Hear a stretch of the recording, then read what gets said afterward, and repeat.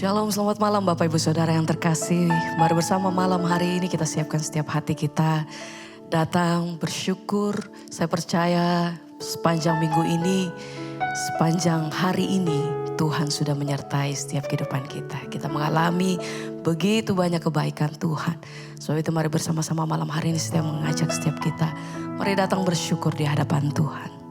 Terima kasih karena penyertaan-Mu yang sempurna dalam hidup kami. Kami selalu merasakan kebaikan Tuhan. Kami selalu merasakan kehadiran Tuhan. Sepanjang waktu kami tahu Tuhan. Penyertaan-Mu sempurna atas hidup kami sampai hari ini. Terima kasih Tuhan. Malam hari ini kami bawa setiap pujian dan syukur kami. Engkau yang bertahta di atas setiap pujian umat-Mu Tuhan. Bagi setiap kami yang rindu mencari wajah-Mu, kami bawa setiap sembah kami. Terima kasih Tuhan. Haleluya. Terima kasih Roh Kudus. Sampai hari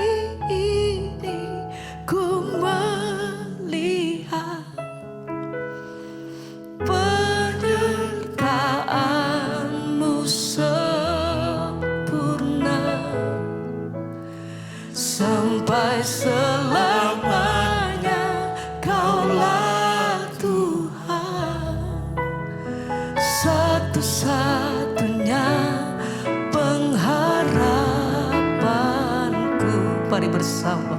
Sampai detik ini ku melihat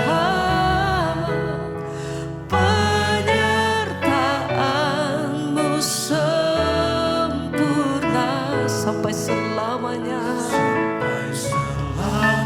Engkau Tuhan, pengharapanku.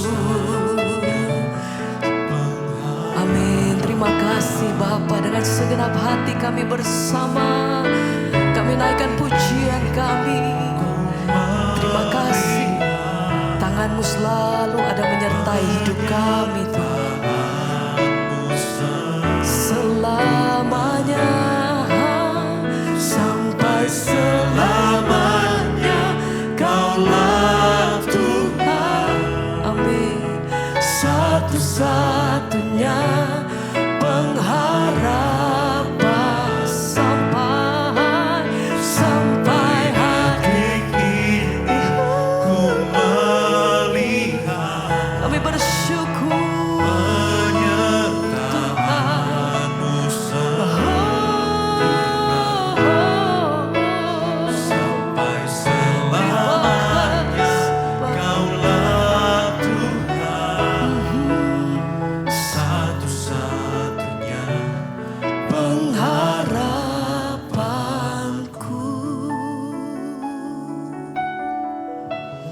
Kami bersyukur, terima kasih Tuhan.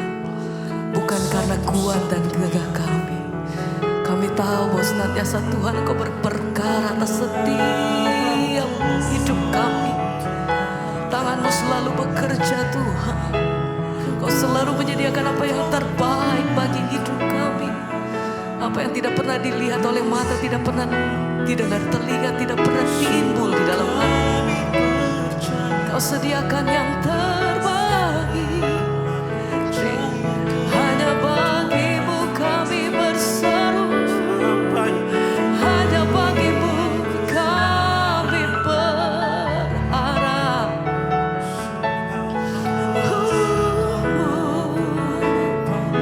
Terima kasih Tuhan. Oh, sampai hari ini kami letakkan setiap kepercayaan kami. Satu-satunya yang kami andalkan dalam hidup kami. Sekali lagi bersama mari katakan. Sampai detik ini ku melihat. Amin. Penyertaan-Mu sempurna.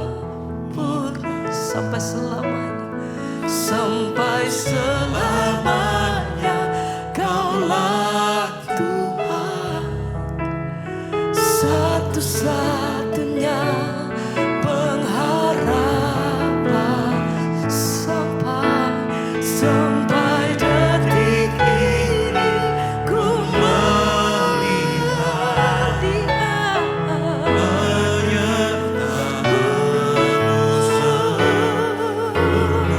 sampai selamanya. Kaulah Tuhan satu-satunya pengharapanku.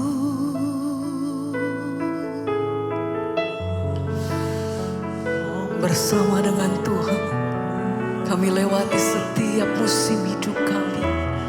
Bersama dengan Engkau kami percaya Tuhan, kami melewati setiap waktu-waktu kami di dalam tangan yang kuat. Bersama dengan Tuhan kami yang besar, kami percayakan seluruh hidup kami bersama-Mu Tuhan.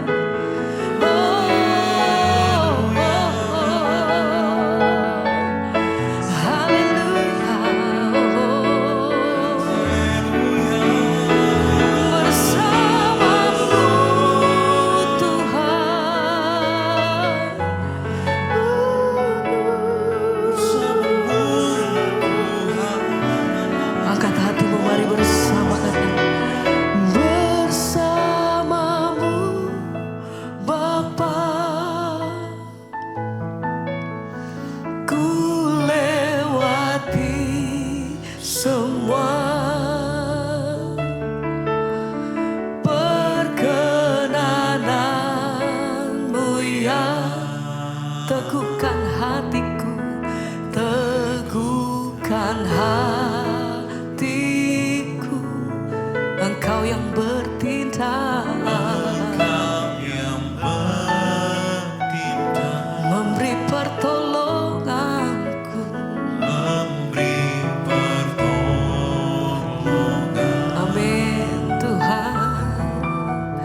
Anugerah-Mu besar melimpah bagiku.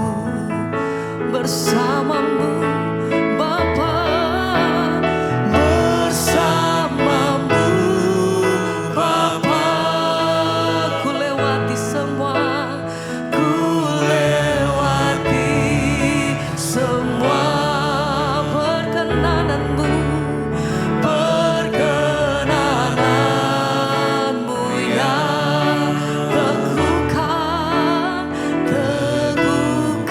hatiku. Engkau yang bertindak, satu-satunya pertolongan hidup kami. Hanya Engkau, anugerah-Mu besar melimpah bagiku.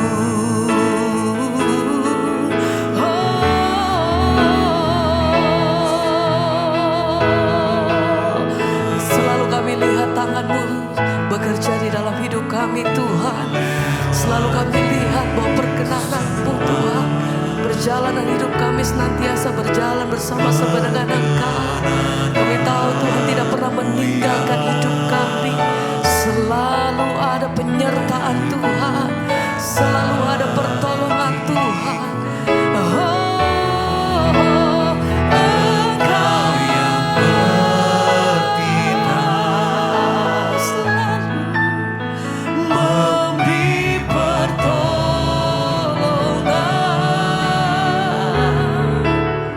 Anugerah-Mu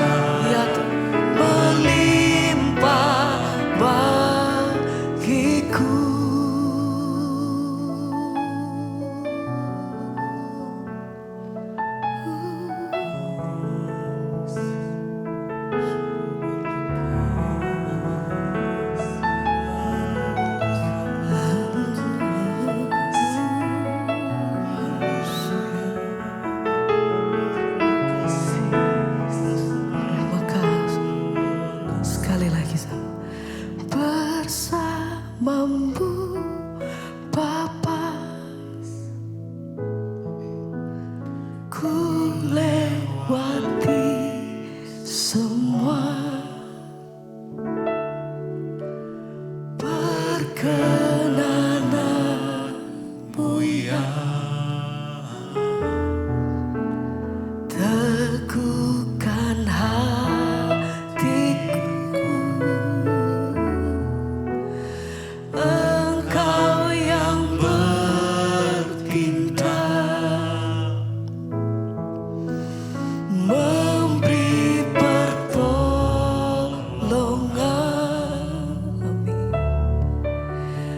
Anugerah-Mu besar melimpah bagiku.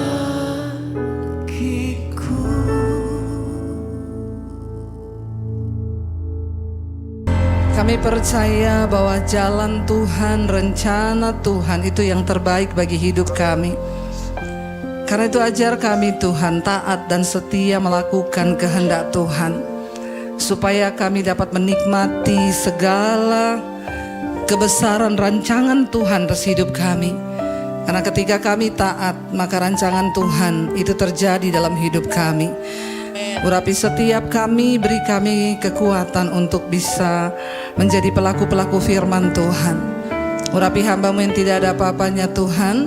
Kami semua membuka hati, tundukkan pikiran, perasaan, roh, jiwa, dan tubuh kami kepada firman Tuhan.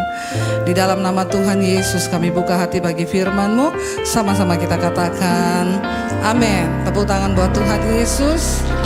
Silakan duduk Bapak Ibu, Shalom. Apa kabarnya hari ini?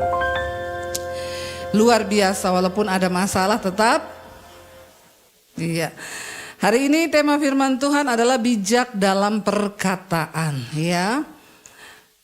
Bagi sebagian orang yang namanya perkataan itu seringkali adalah hal yang biasa saja, ya, karena kita hidup ya tiap hari kita ini berkata-kata. Iya Pak, iya Saudara. Ada yang hari ini belum ngomong? Sudah ngomong semua ya. Namun tanpa kita sadari juga ya, hampir 90% masalah dalam hidup manusia itu terjadi justru karena perkataan. Bahkan perceraian. Ya, seringkali cuma karena kata-kata loh, orang bisa cerai. Makanya dibilang bahwa ya, pernikahan itu 80% isinya ngobrol. Makanya yang muda-muda kalau cari jodoh, cari yang asik diajak. Tapi ada yang bilang begini, dulu saya waktu pacaran Bu sama suami saya orangnya asik diajak ngobrol, begitu nikah jadi tidak. Ada di sini yang begitu? Tolong angkat tangan. Biar kita baptis ulang ya. Direndam 20 menit. Buka mata langsung di rumah Bapa di sorga. Saudara ya, bijak dalam perkataan. Kalau Tuhan memberikan firman untuk kita bisa lakukan, firman itu selalu ada sebab akibat. Kalau kita mau melakukan, maka ada akibatnya buat kita. Amin. Kalau kita tidak melakukan juga ada akibatnya. Karena firman sudah disampaikan. Nah hari ini kita mau baca Kolose 4 ayat 6. Kolose 4 ayat 6 firman Tuhan berkata demikian. Kita baca sama-sama. Ya 1, 2, 3. Hendaklah kata-katamu senantiasa penuh kasih, jangan hambar, sehingga kamu tahu bagaimana kamu harus memberi jawab kepada setiap orang. Firman Tuhan ini berkata, hendaklah kata-katamu itu senantiasa penuh kasih, jangan hambar. Kalau kita melakukan firman Tuhan ini, kira-kira hidup kita itu bahagia enggak? Tolong agak mau mikir sedikit. Bahagia enggak? Ya, bahagianya enggak usah terpaksa ya. Ayat ini bilang hendaklah kata-katamu senantiasa penuh kasih, jangan hambar. Kalau kita lakukan, ada dampak enggak bagi hidup kita? Ada. Kita bahagia? Pasti. Ya. Dikatakan jangan kata-katamu itu hambar. Kalau hari-hari ini kita ya, kalau hambar itu misalnya suami tanya ya, Mah, gunting di mana? Nggak tahu. Nah, itu hambar itu. Nggak ada rasa, kayak sayur tanpa garam, itu hambar. Sekarang ini Bu, jangankan hambar Bu, ya. Sekarang ini kata-katanya udah gak hambar lagi, pahit. Pahit, bukan hambar lagi, pahit. Suaminya tanya, "Ma, kamu tahu gak obat saya kemarin di mana?" Gak tahu. Mau lu mati, mau lu hidup, gue juga gak peduli. Nah ini pahit ini. Ya, udah bukan hambar lagi. Saudara, kalau kita lakukan firman Tuhan ini, pasti hidup kita bahagia. Bukan cuma di dunia, bukan cuma dalam keluarga, di tempat kita usaha, dalam keluarga, dalam segala hal itu pasti kita ini bahagia kalau mau melakukan. Tapi persoalannya sekarang firman Tuhan suruh kita ini kata-katanya harus penuh kasih. Tapi dalam prakteknya bagaimana? Ya, prakteknya gimana Bapak Ibu di rumah, suami istri? Ya, hati-hati loh, banyak perceraian itu terjadi gara-gara salah ngomong. Ya, gara-gara salah kata. Nggak usah kata yang lain-lain aja. Misalnya suami tanya, "Kita mau makan di mana nih, Say?" Istrinya jawab, "Terserah." Waduh, ini kata-kata terserah ini bisa bikin talak 2 dalam pernikahan, bener nggak? Terserah. Terus suaminya bilang, "Ya udah kita makan bakmi ya." "Aku kan lagi diet, nggak mau makan bakmi." Lah terus apa? Tadi katanya, terus ribut tuh, berantem, bisa heboh, bisa sampai bawa-bawa keluarga itu masalah kata terserah satu. Jadi saya mau kasih tips buat bapak-bapak, kalau mau ngajak istri makan, jangan bilang kita mau makan mana, bilang begini, "Say, tebak, aku mau makan di mana nih?" Gitu. Nanti kalau istri jawab berarti itu keinginannya. Biar bapak-bapak pengen makan soto, kalau istrinya ngomong bakmi, ikuti aja bakmi. Supaya aman dunia ini, amin. Karena kalau tidak cilaka kau. Ya, laki-laki ini memang di posisi yang serba salah. Ya, dia memuji istrinya, "Kamu hari ini cantik banget loh sayang." "Oh, berarti cuma hari ini?" Lah yang kemarin-kemarin capcay deh. Tapi ini loh, kata-kata ini bahaya saudara. Makanya Alkitab mengajarkan kita untuk bijaksana dalam perkataan.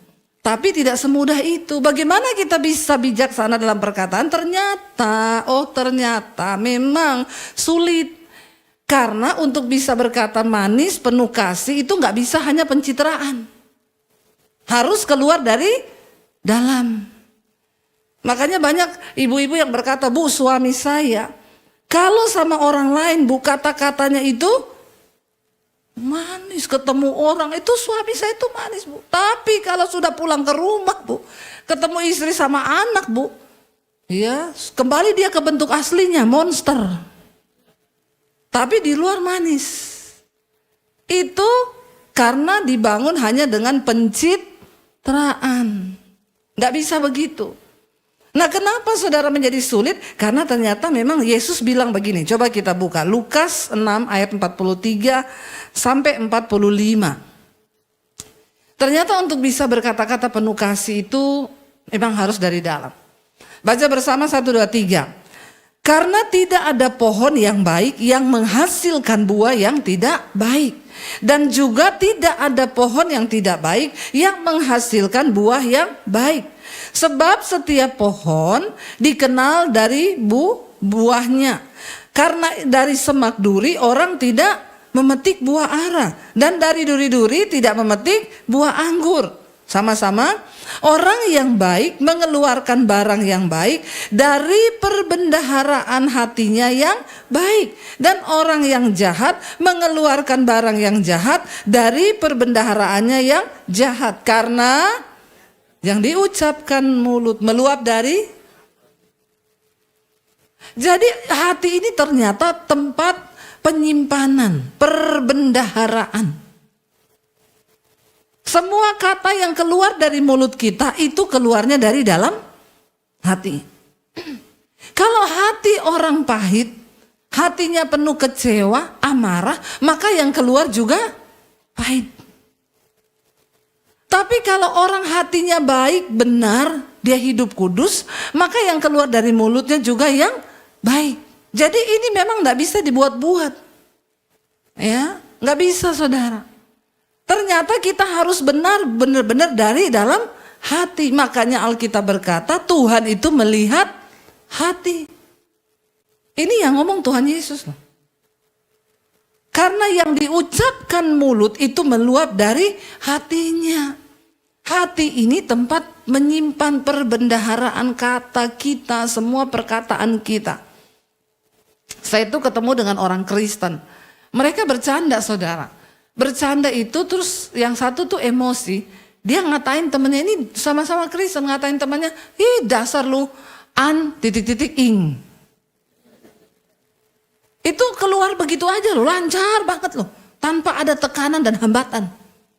Terus temennya gak mau kalah, dia balas, lu juga dasar bang sat. Nah, kok sat ya, ampuni saya Tuhan. Bang at gitu ya. Maafkan saya, keceplosan. Maksudnya kita aja mau meniru itu kan, aduh setengah mati mau keluar dari mulut kita kan. Dia tuh berdua, itu kata-kata itu saling, terus saya kaget, saya bilang, ih kamu ini kok bisa-bisanya. Ada loh orang-orang itu saudara yang masih ngomong perkataan kotor itu dari mulutnya itu ceplos, gampang aja begitu aja. Nah, kenapa bisa seperti itu? Berarti memang perbendaharaannya di sini itu kotor. Ya, karena dia penyimpanannya itu kotor. Jadi yang begitu tuh keluar begitu saja tuh tanpa hambatan. Kalau kita sudah banyak bergaul dengan firman, hidup kita sudah diubahkan Tuhan Yesus. Kita mau ngomong begitu tuh mikir loh. Susah loh keluar dari mulut kita. Setiap daerah itu kan punya kata-kata makian toh. Kata-kata makian yang sangat-sangat kotor. Orang Manado itu banyak kata-kata makiannya. Ya, orang Jawa juga ada yang kata itu sebenarnya kalau diucapkan tabu sekali dan kita membayangkan aja itu udah. Tapi ada loh orang-orang Kristen yang mulutnya tuh ngomong begitu tuh lancar sekali. Nah, orang-orang begini saudara itu pasti hatinya itu juga, hidupnya juga kotor. Coba kita lihat apa yang Yesus katakan. Ini ayat hampir mirip, tapi ditulis di Injil Matius dengan gaya bahasa yang berbeda, tapi sama Tuhan Yesus yang mengucapkannya. Matius 12 ayat 34 sampai 37. Kita lihat. Matius 12 ayat 34 sampai 37. Agak keras ini Tuhan Yesus bicara. 1, 2, 3. Hai kamu keturunan ular beludak. Bagaimanakah kamu dapat mengucapkan hal-hal yang baik sedangkan kamu sendiri jahat? Karena yang diucapkan mulut meluap dari hati. Orang yang baik mengeluarkan hal-hal yang baik dari perbendaharaannya yang baik.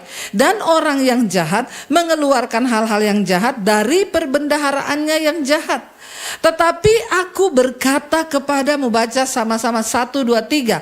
Setiap kata sia-sia yang diucap orang harus dipertanggungjawabkannya pada hari penghakiman. Karena menurut ucapanmu engkau akan dibenarkan dan menurut ucapanmu pula engkau akan dihukum. Ini serius, Tuhan yang ngomong. Tuhan yang ngomong.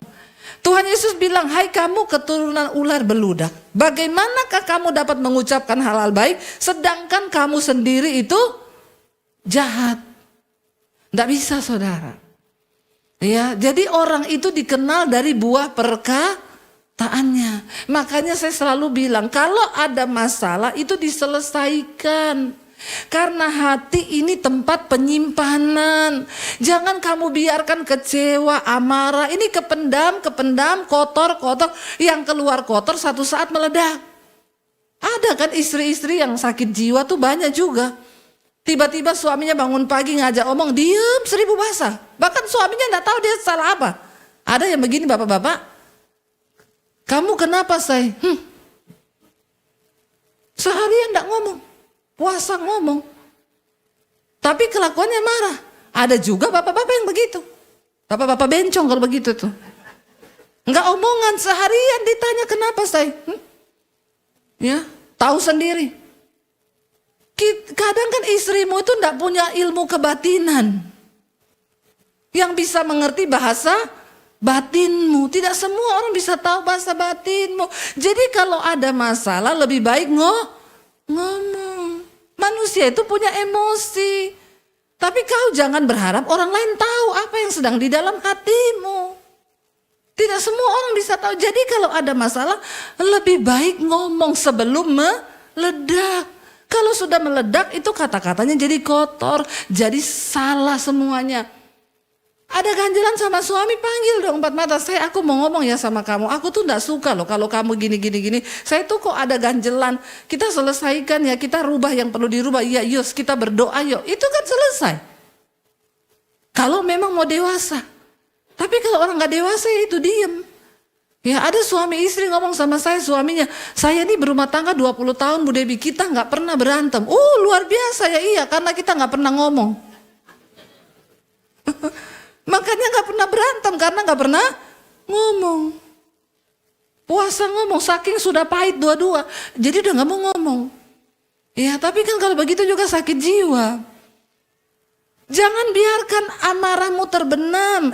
Amarahmu itu tidak padam sampai matahari itu terbenam. Sebelum matahari terbenam, padamkanlah amarahmu. Itu penting untuk jiwamu.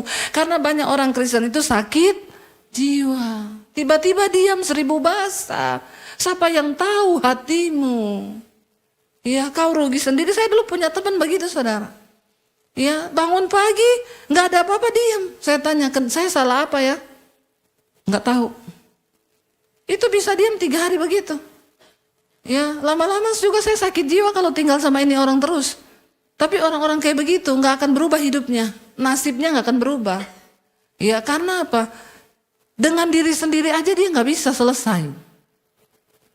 Ayo saudara, mari kita selesaikan karena Tuhan bilang yang keluar dari mulut itu meluap dari dalam hati. Ini perbendaharaan.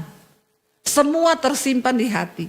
Makanya perlu, kita nih kalau punya gudang gak pernah kita bersihin, yang datang apa? Tikus, kecoa, atau semua yang kotor ada di situ. Yang tadinya kita mau dijadikan tuh tempat penyimpanan, bersih, layak, jadi nggak bersih karena sudah jadi sarang tikus, sarang kecoa karena tidak pernah dibersihkan. Demikian hatimu. Hati ini tempat penyimpanan, perbendaharaan, perkataan itu keluar dari dalam sini saudara. Ya, bagaimana kalau kita nggak menjaga kebersihan dari hidup kita? Dan Yesus berkata begini, setiap kata sia-sia yang diucapkan orang itu akan dipertanggungjawabkan pada hari penghakiman. Kelak semua kita ini akan berhadapan dengan yang namanya penghakiman Kristus. Kita semua akan berdiri satu persatu. Dan ternyata di situ kita bukan hanya mempertanggungjawabkan perbuatan kita. Bukan cuma yang berzina, yang selingkuh, yang nyuri duit orang, gak bayar utang. Ternyata bukan cuma itu. Tapi kita semua juga akan dihakimi karena perkataan kita. Yesus berkata, setiap kata sia-sia yang diucapkan orang akan dipertanggungjawabkan pada hari penghakiman kelak. Jadi mending kalau gak perlu ngomong, tidak usah ngomong. Ya, anak muda sekarang tuh banyak nambah-nambahin kata-kata. Ketemu teman juga, hei apa kabar lu anjir? Apa ini anjir ini kah? Kalau nggak perlu nggak usah disebut-sebut itu kata sia-sia. Ya, sumpah. Alkitab bilang jangan bersumpah. Anak muda sekarang kalau ngomong sumpah. Cuma mau ngomong, ya lu kok nggak datang tadi kita kumpul-kumpul. Aduh, aku tuh sibuk banget, sumpah. Nggak penting sumpahmu itu. Daripada kau bersumpah sia-sia, malah jadi tanggungan dosa, mending tidak usah ngomong. Ya ini saudara, ayat ini bilang kita akan berdiri karena menurut ucapanmu kamu akan dibenarkan dan menurut ucapanmu pula engkau akan dihukum. Loh ternyata ucapan kita pun menentukan kita ini benar atau tidak. Kita dihukum atau tidak, kita masuk surga atau masuk neraka. Ini nanti pengadilan Kristus loh, kelak ini. Ya, kita akan berdiri semua dan menurut ucapanmu engkau akan dibenarkan, menurut ucapanmu pula engkau akan dihukum. Kenapa perkataan menentukan? Karena Alkitab bilang, Yesus bilang tadi, perkataan yang keluar dari mulut meluap dari hati. Kalau perkataanmu tidak benar, berarti hatimu tidak benar. Tuhan melihat hati. Jadi memang itu nggak bisa dibuat-buat. Kita berdoa hari-hari ini supaya hidup kita, perkataan kita ini saudara menjadi perkataan yang membangun. Orang ada salah panggillah baik-baik daripada kita maki-maki dia, kebun binatang. Pegawaimu salah panggil, omong baik-baik daripada kita maki dia, sebut semua binatang keluar dari mulut. Itu mendatangkan kutuk loh. Perkataan kita itu seperti benih Yesus berkata sama murid-muridnya begini ketika mereka akan diutus. Yesus bilang, kalau kamu masuk ke satu kota, kamu ketemu orang atau kamu masuk ke satu rumah, ucapkanlah berkat bagi rumah itu atau bagi orang itu. Kalau orang itu layak menerima berkatmu, maka orang itu akan diberkati oleh perkataan berkatmu. Tapi kalau orang itu tidak layak diberkati, maka salam berkat itu akan kembali padamu. Sebaliknya kalau engkau mengutuki orang itu tidak layak dikutuk, maka kutuk itu akan berbalik pada kita sendiri. Karena perkataan itu seperti benih yang akan satu saat kita tuai, saudara. Makanya hati-hati. Ayo perkatakan yang baik. Ya jangan bilang memang nasibku ini sial kok. Ya kayaknya begini. Cabut itu. Perkatakan yang baik dalam hidup kita. Nah bagaimana caranya supaya kita ini bisa melakukan? Buka Kolose 3 ayat yang ke-16 saudara. Sebelumnya maaf kita baca dulu Yakobus 3 ayat 9 sampai 12. Yakobus 3 ayat 9 sampai 12. Karena banyak sekali ayat tentang perkataan yang seringkali terlewatkan oleh orang Kristen nih. Yuk baca bersama 1 2 3. Dengan lidah kita memuji Tuhan Bapa kita, dan dengan lidah kita mengutuk manusia yang diciptakan dengan rupa Allah. Dari mulut yang satu keluar berkat dan kutuk. Hal ini saudara-saudaraku tidak boleh demikian terjadi. Itu tidak bisa kita di gereja memuji Tuhan, menyembah Tuhan Allah Bapa kita, pulang di rumah kita kutuki orang. Dari mulut yang sama keluar berkat dan juga keluar kutuk. Itu tidak boleh demikian terjadi. Ayat berikutnya berkata, baca, adakah sumber memancarkan air tawar dan air pahit dari mata air yang sama? Saudara-saudaraku, adakah pohon ara dapat menghasilkan buah zaitun dan adakah pokok anggur dapat menghasilkan buah ara? Demikian juga mata air asin tidak dapat mengeluarkan air tawar. Kalau tawar ya tawar, nggak bisa bercampur. Ini adalah gambaran hati. Sekali lagi di dalam Yakobus sama dengan Matius tadi, menggambarkan tentang sebuah pohon. Perkataan itu buah, saudara. Jadi kita mengerti sekarang kalau hati kita tidak beres, ya kita nggak mungkin bisa melakukan itu. Kita lihat Kolose 3 ayat 16 sampai 17. Bagaimana cara supaya hati kita bersih, perkataan kita baik? Kita baca bersama 1 2 3. Hendaklah perkataan Kristus diam dengan segala kekayaannya di antara kamu, sehingga kamu dengan segala hikmat mengajar dan menegur seorang akan yang lain, dan sambil menyanyikan mazmur dan puji-pujian dan nyanyian rohani, kamu mengucap syukur kepada Allah di dalam hatimu, dan segala sesuatu yang kamu lakukan dengan perkataan atau perbuatan, lakukanlah semuanya itu dalam nama Tuhan Yesus sambil mengucap syukur oleh Dia kepada Allah Bapa kita. Bagaimana kita bisa selalu mengeluarkan kata-kata yang baik?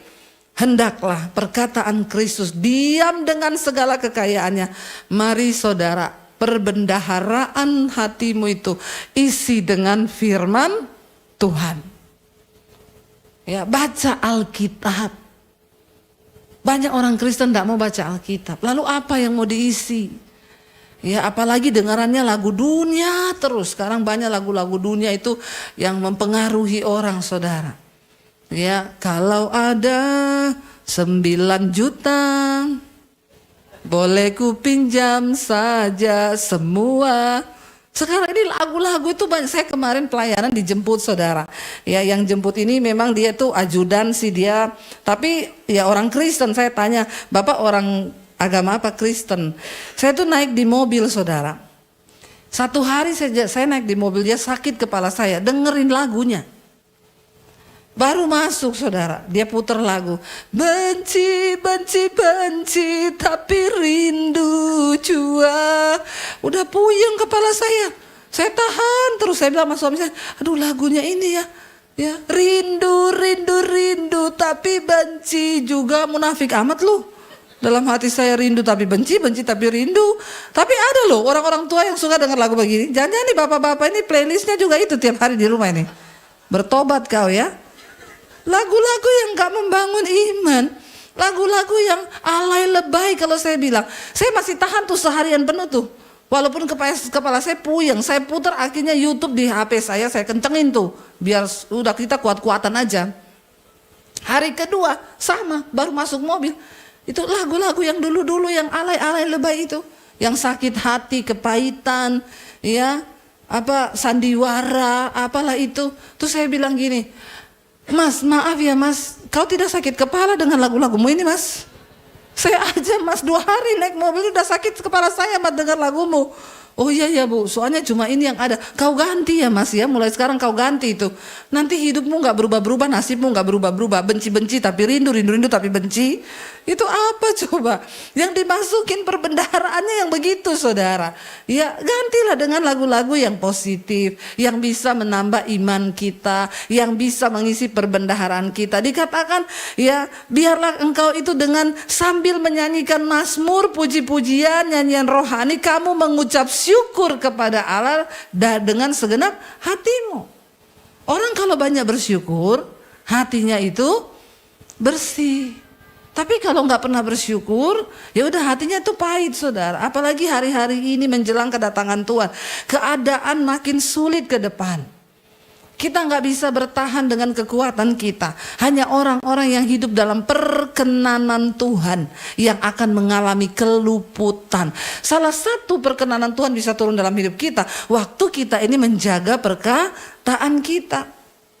Dan dikatakan dan segala sesuatu yang kamu perbuat, yang kamu lakukan dengan perkataan ataupun perbuatan, lakukanlah semuanya itu dalam nama Tuhan Yesus. Kalau ketemu bersaksi saudara, cerita tentang kebaikan Tuhan.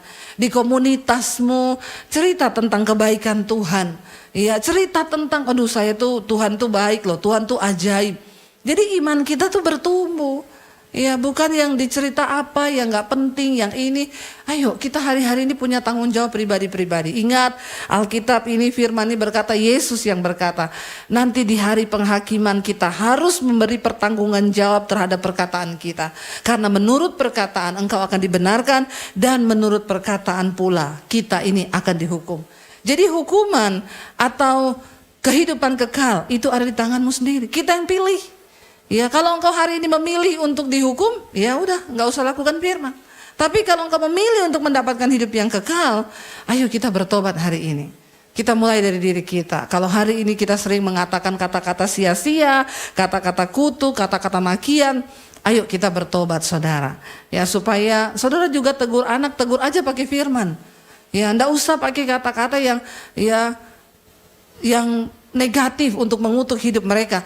Tegur aja pakai firman. Kasih tahu kalau kamu menghormati Tuhan, maka hidupmu pasti dijamin oleh Tuhan. Itu cukup. Karena firman Tuhan itu berkuasa. Waktu kita ucapkan, Alkitab bilang firman itu berkuasa untuk melakukan apa yang disuruhkan kepadanya. Orang yang mendengarkan firman itu akan menerima berkat Tuhan. Mari saudara kita sama-sama mau merenungkan firman ini. Waktunya sudah habis. Kita sungguh-sungguh mau datang sama Tuhan. Kita mau bilang sama Tuhan, ajar kami Tuhan, supaya mulut kami ini penuh dengan pujian, penyembahan kepada Tuhan. Saya undang para imam musik maju ke depan. Kita mau bilang sama Tuhan, Tuhan ajar kami ini supaya apa yang keluar dari mulut kami itu yang akan terjadi saudara. Perkataanmu itu punya kuasa. Kalau engkau mau melihat hari-hari baik, di ayat yang lain firman Tuhan berkata, kalau engkau mau melihat hari-hari baik, jagalah perkataanmu. Kalau engkau melihat harimu baik, ayo kita mulai dari kata-kata. Ucapkan yang positif, ucapkan yang bijaksana, ucapkan hikmat Tuhan. Kita mau naikkan pujian, mulutku penuh dengan pujian. Mari kita bangkit berdiri bersama. Minta sama Tuhan, Tuhan biar mulut kami ini penuh dengan puji-pujian kepada Tuhan. Kami tidak ingin ada kata-kata yang hampa, yang sia-sia. Tapi ajar kami untuk bersyukur. Terima kasih Tuhan Yesus.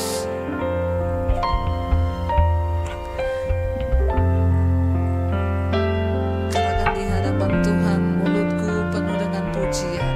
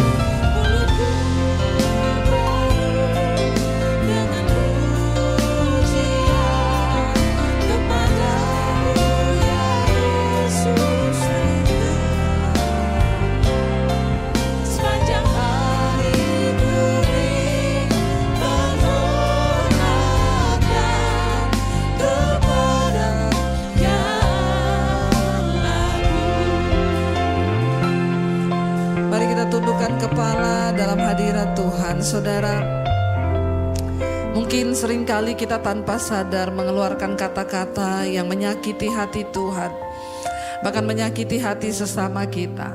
Mari kita berdoa hari ini dan katakan, Tuhan, kami mau menyenangkan hati Tuhan, karena kami tahu satu saat kami akan berdiri di penghakiman Kristus.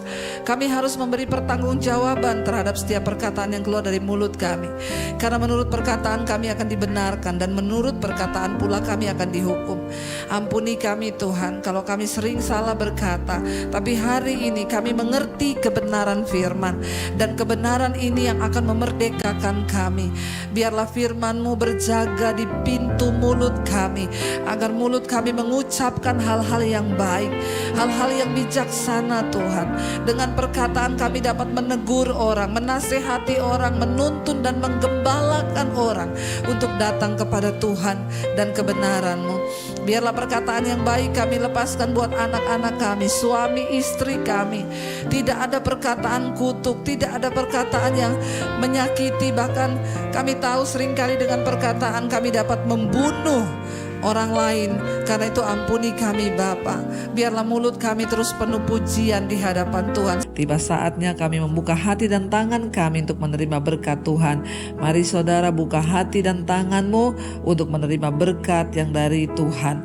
Diberkatilah engkau dalam hidupmu, diberkatilah engkau di dalam rumah tanggamu, diberkatilah engkau di dalam kehidupanmu, pekerjaanmu, pelayananmu, kesehatanmu, keuanganmu, apapun yang kau lakukan dengan tanganmu dibuat Tuhan berhasil, dan hidupmu akan menjadi berkat bagi banyak orang.